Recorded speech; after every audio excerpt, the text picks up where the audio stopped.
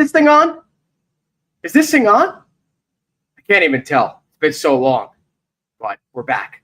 We are back to talk the Knicks. First time in a while. I saw the schedule earlier on today. And apologies for my disheveled appearance right now. Long day. Was not expecting to do this. This is a little bit of an impromptu live stream. But the Knicks schedule is out. After not much hoopla, this is something that the NBA doesn't do like the NFL does in terms of the huge schedule release and this pomp and circumstance. The NBA, much more chillaxed, much more low-key. They released the schedule at 3:30, I think, today, or 3:15, wherever the hell it was. 3 o'clock, I don't know. But the Knicks schedule is finally out. Hold on. It's hot as hell in this room. The Knicks schedule is finally out. And I'm very excited to get into it. I'm very excited to break it down and give you my 2 cents as to what I think about it and how excited I am for a certain number of these games. A few of them are like, meh. How excited can you possibly get about the in-season tournament, the Emirates Cup, whatever the hell they're calling it, which we don't even know about. We don't exactly know, obviously, how the schedule is going to work out. We do know which games are going to air when. Like if you look at the schedule, they're highlighted light blue. So they play on Halloween against Chicago at Chicago. They play against Miami. I guess all these games are going to be Friday for the most part. And on Prime got the rights to the Emirates Cup, which again is the in-season tournament. For those of you who don't understand, I don't really either.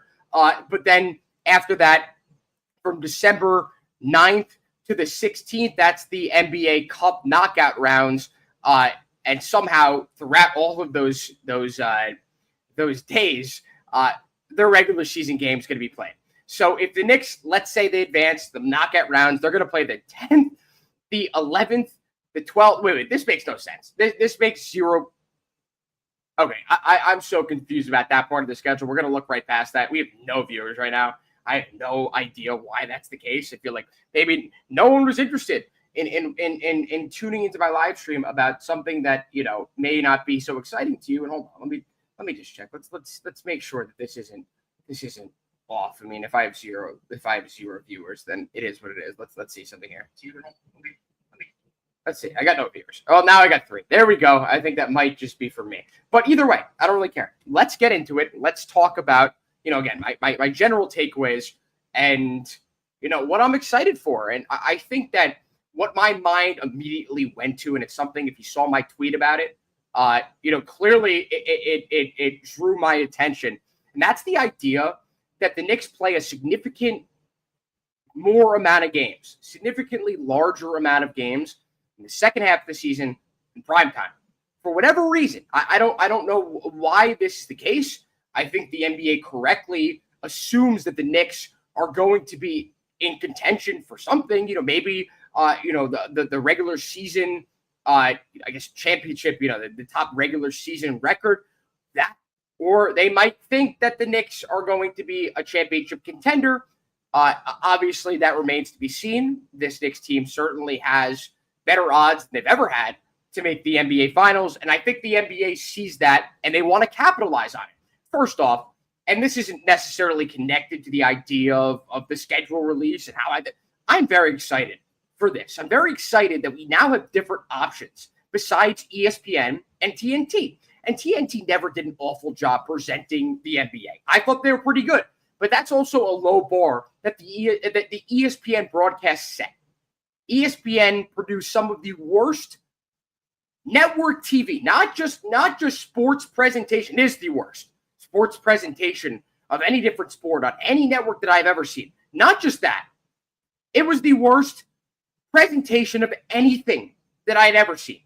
Considering what the NBA is, considering the amount of constant attention on what is going on in the NBA. I understand the NBA is unlike the NFL. Nothing is like the NFL. NFL has an extremely unique structure in terms of, there's only 17 games in 18 weeks, and every game means a lot more. I understand that. And every single game is broadcast, not on national television. Some games are. Of course, the primetime games, Thursday night football, Sunday night football, Monday night football.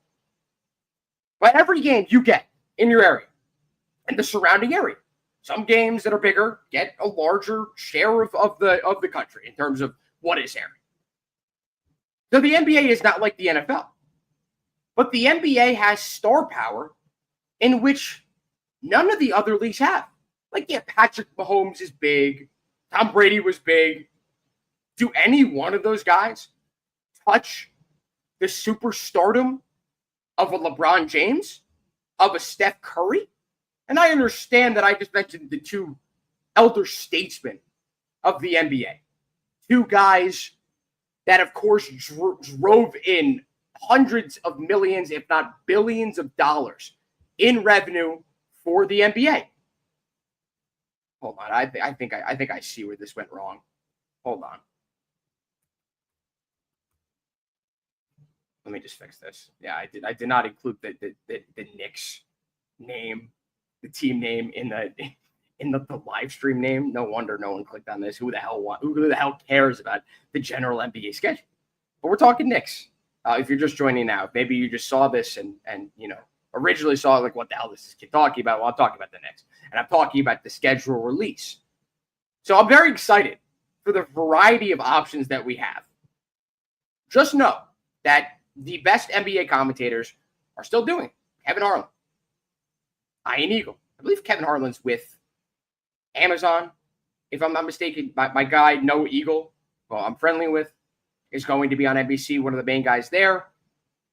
His dad, Ian Eagle, Amazon. So there's, obviously there were a lot of questions stemming from the, from the end of the TV deal in which, again, TNT lost the rights and Amazon and NBC picked them up. In NBC's case, they picked them back up. So you're still going to be getting the best NBA play-by-play guys. Reggie Miller, you say what you want about him. He's going to NBC. Knicks fans got to deal with that for the next 10 to 12 years till whenever Reggie Miller decides to retire. And, of course, the other major acquisition, per se, is ESPN's of not the acquisition, but the ability to broadcast and simulcast inside the NBA. And that is honestly the biggest question mark going into this season. Because originally it was assumed, okay, ESPN would broadcast this multiple times a week, and now it was released last week that as of right now, they're only, I believe that Inside the NBA is only going to be the first week of the season, and then not until Christmas, maybe even MLK Day. That might be a case of like, hey, we're not going to announce that yet, or it might just be, hey, we are never going to do this show. Like, also, within that same news report is the idea that Inside the NBA is only going to be 30 minutes. That is nowhere near enough time for them to do all the segments that they used to do. EJ's, Nito's, Stat of the Night, Gone Fishing during the playoffs and all that different stuff. Say what you want about Inside the NBA. A lot of people find it extremely entertaining. I do, but I'm also starting to see the other side of it in the fact that none of those guys watch basketball besides Ernie. Either way, I digress. Let's get into the next schedule. You didn't come here to listen to me ramble on about who got the NBA rights. The last thing I will say before I do get to the Knicks, I'm very excited for NBC to have the rights now. I was not born, I was 2 years old when NBC lost the rights. I believe they lost in 01-02. I was, not even a year old by the time they lost the rights, maybe just over a year old. But the NBA on NBC was one of the greatest products in terms of basketball presentation and in terms of sports presentation ever. Round Ball Rock, the nostalgic graphics, the nostalgia in general of the 90s, Michael Jordan, the tail end of Magic and Bird. We're getting that back. Obviously not those players, but we're getting back at least what we know can be really good presentation of the sport. And for that, I'm very excited about. And, looking at the schedule, of course, my mind goes immediately to where the Knicks will be on NBC. Because that will be, in my opinion, the best medium to watch basketball this year. So let's get into it. The Knicks open up against Cleveland, and I'm not going game by game. This isn't Mike Francis, win, loss. I'm not doing that. but I will discuss, in my opinion, the biggest games. And obviously, the opening night, or the second night, not opening night, the second night of the league, the Knicks will play Cleveland at home. And that is going to be on ESPN. I assume that Mike Breen will be doing that game. And the next game, the Knicks are also at home against Boston 2 days later, and then Miami, Milwaukee, Chicago, Washington. So the first 7 games for the Knicks are going to be against Eastern Conference teams, and that's a good thing. That's a great thing. There is a likelihood in which the Knicks start 7-0. Like I'm not going to sit here and tell you that's a high probability to happen, but I will say that like could be something for the Knicks that could really start to get people excited and could really start to have people saying crazy things about this team. Not necessarily crazy like it was last year, but you catch my drift. So they don't really play a lot of Western Conference teams in those first 2 months. I mean, they played Dallas in Dallas on November 19th. That's obviously going to be a nationally televised game. That one will be on ESPN. You also have Memphis and you have Minnesota. So that's 3 games throughout the first 2 months of the season. Throughout the first month and a half of the season. They don't play another Western Conference team until Minnesota again on December 23rd. So going off of that, that the second half of the schedule, or at least after the first 2 months of the season, is going to be extremely harder than the first 2 months of the season. The Knicks can have an amazing record. Honestly, there is an excuse as to why they shouldn't be the number 1 team in the Eastern Conference based off their schedule for the first 2 months of the season. But the first 2 months, they played 3 games against Western Conference teams.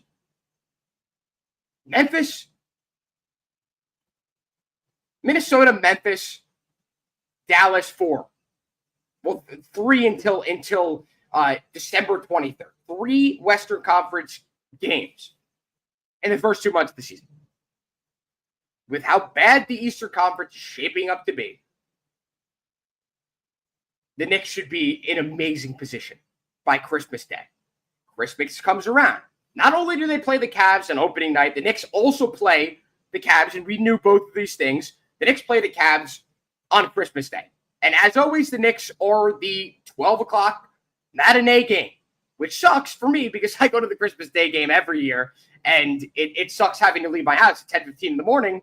Now it's gotten extremely more feasible living in the city, but I digress. That is obviously something that the NBA has on the top of their minds. They see, judging based off the second night of the season and also the Christmas Day schedule, they don't have high hopes for any teams in the Eastern Conference outside of the Knicks and outside of the Cavs. And this is something that we are seeing in the schedule. So that is where we are with those games, particularly, with the Cavs and all the big games throughout the year. So then you go to MLK Day. So like those are the 3, and considering what the NBA put out a week ago before they released the entire schedule, it's clear that those 3 games or those 3 days, or I guess opening weekend or whatever, they released the schedule the first 2 nights or whatever. The first night, obviously, a couple weeks in advance, and then the second night earlier on this week. They released the Christmas Day schedule last week, and they recently, before they released the entire schedule, released the MLK Day schedule. The Knicks will be playing Dallas on Monday the night. I believe this MLK Day. Wait, hold on. Yes, it is. I was correct. MLK Day is January 19th, and they will be playing Dallas. And this is, in my opinion, a top 3 most intriguing game that will be played at Madison Square Garden this year. Cooper Flag coming in. Jason Kidd, who we obviously know the Knicks had their eyes set on, considering the fact that it seemed like they had 0 plan after firing Tom Thibodeau. Their backup plan, whether it was evident or not, was Jason Kidd. Are we going to be able to pry Jason Kidd from the hands of the Mavericks? Of course, that didn't happen. And I've heard a few people say it, and I'm not going to sit here and tell you it's extremely likely, but it does make sense. The idea that the Knicks did have some conversations with someone connected to Jason Kidd throughout the season to where they knew that Jason Kidd at least had an inkling of interest in coming to the Knicks. And then, of course, the lottery balls fall the Mavericks' way. They get Cooper Flagg. And then it becomes much harder for Jason Kidd to leave. And then the Knicks still go after him. And I'm sure the Mavs looked at him at the Knicks, at Leon Rose, at Worldwide West, James Dolan, and said, give us 2 first-round picks. Give us 2 first-round picks. Of course, the Knicks are not going to give 2 first-round picks for head coach. The Knicks obviously didn't get their number 1 choice after they fired Tom Thibodeau, Jason Kidd. So he will be coming to the Garden Monday the 19th. That is the one game that I hope to be able to go to besides the Christmas Day game that I go to with my sister every year. But other than that, you got the Lakers. For whatever reason, the Lakers, it's the same time every year. They come to the Garden. It's always on my birthday. Like, last year was on my birthday. I think the year before, it was like 2 days after my birthday. February 1st, the Lakers will come to the Garden, and that will be an NBC game. That will be very exciting. 7 o'clock game. That will be something that I'm looking forward to. I mean, like, obviously that's an intriguing matchup whenever you got LeBron coming to the Garden. That is the most expensive ticket of the year. Second is probably the Warriors. Maybe Dallas third now. But that's another good game. I look at all these Boston games. And I look at all the Pacers games. And it makes me think that the NBA, I doubt the NBA puts together a schedule a couple of days before they're released. Like, they obviously had a schedule, or at least, a rough draft of the schedule. And then what happens? Jason Tatum tears Achilles. Tyrese Halliburton tears Achilles. So all of these potential matchups that I'm sure ESPN, ABC, NBC, and Prime, Amazon, we're all clamoring for. And just like that, it's 8 games right there. 8 intriguing games. And also them playing Cleveland as well. What is that? 16 games that are a lot less interesting than what they would have been if Jason Tatum and Tyrese Halliburton did not get injured. So you look at all of these games that they're playing against teams that will be injury-riddled, and you look at those as wins on the schedule. The Knicks struggled big time against the Celtics last year during the regular season. Celtics have been completely blown up, and there shouldn't be any excuses as to why they shouldn't beat them at least 3 out of 4 times. Same goes with the Pacers, especially with the Knicks and what happened to them in that series in which they blew Game 1 in historic fashion and never had the chance to defend home court in Game 7 of the Eastern Conference Finals. They're going to play with the chip on their shoulders. Of course, there is Tyrese Halliburton, who's like the new Trae Young, healthy. So that's not going to be a factor in there. But either way, these games should be looked at as kind of automatic wins. So that's what my eye immediately goes to. You got the Thunder coming to the Garden March 4th.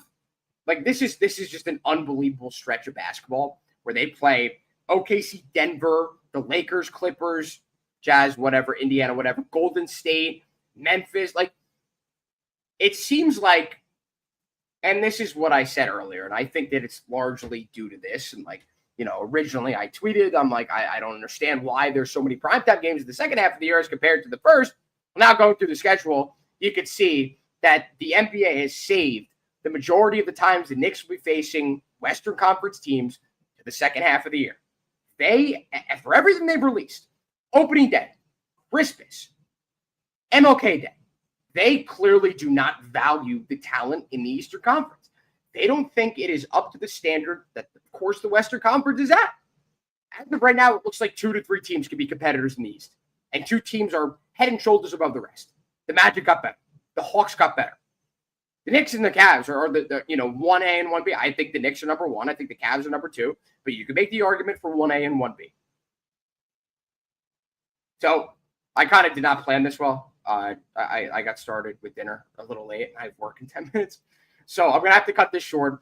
But shameless plug here, not a shameless plug. I'm doing this on my own broadcast. But One Giant Step, myself, Sean Morash, just released. Very exciting time to be a Giants fan. I was at training camp, the joint practice between the Jets and the Giants yesterday. I gave my takeaways as to what I saw.